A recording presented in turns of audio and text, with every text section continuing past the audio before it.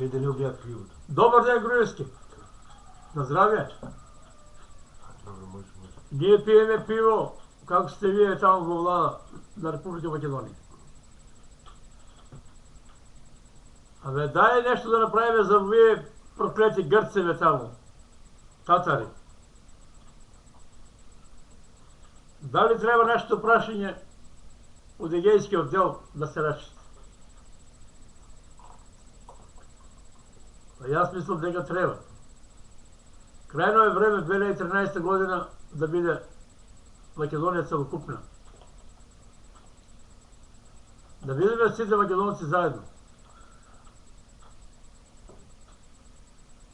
Од Егејскиот, Пиринскиот и Вардарски дел.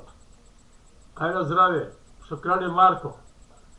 Тоа е наш символ. Крале Марко е символот на Македонија.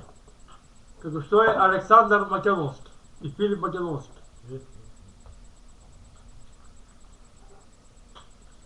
Па да ги прогониме овие татарите таму, во Египет, во Азија. Од кај се дојдени? Од горе, од Балтикот. Да се вратат назад.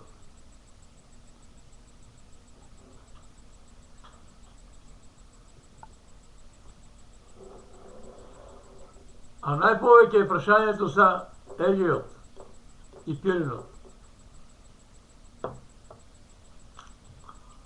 Ние македонци треба да се обединиме за секој момент. Јас би го дал животот за Егејот, па макар и во Солун да ме стрела, само да е наш Солун. Тоа што е моје да се го добија назад.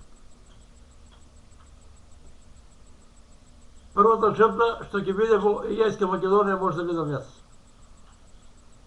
Животот го жртвувам само за Егејот. Да се добијам тие работи што ги имам таму. Што се мои. На мојот прадедо. Со голем поздрав. Треба тоа да биде во хак понесено. Да се знае кои се македонци во светот.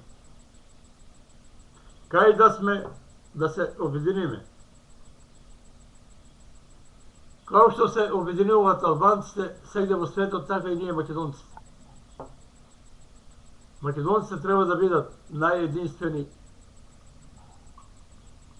не на Балканот, не во Европа, во цел свет. Сегде треба да бидеме обединени. Да нема разделба, партиска разделба да нема.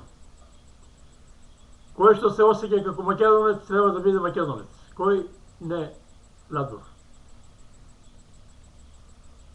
Ќе протераме сите татари од државата.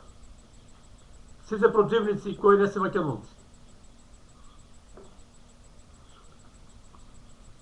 Нека ни е на здравје вечна Македонија, нека ни е вечно името од Господ ни е дадено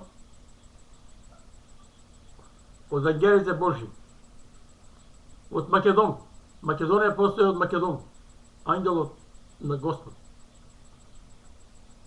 Тој е бил ангел на Господ Македон и така е настаната државата. Кога Господ Исус Христос бил во Македонија, бил во Египет, бил во Израел, крстен е во светот. Од тога и ние постоиме. Треба тоа светот да го знае. Со голем поздрав до вас.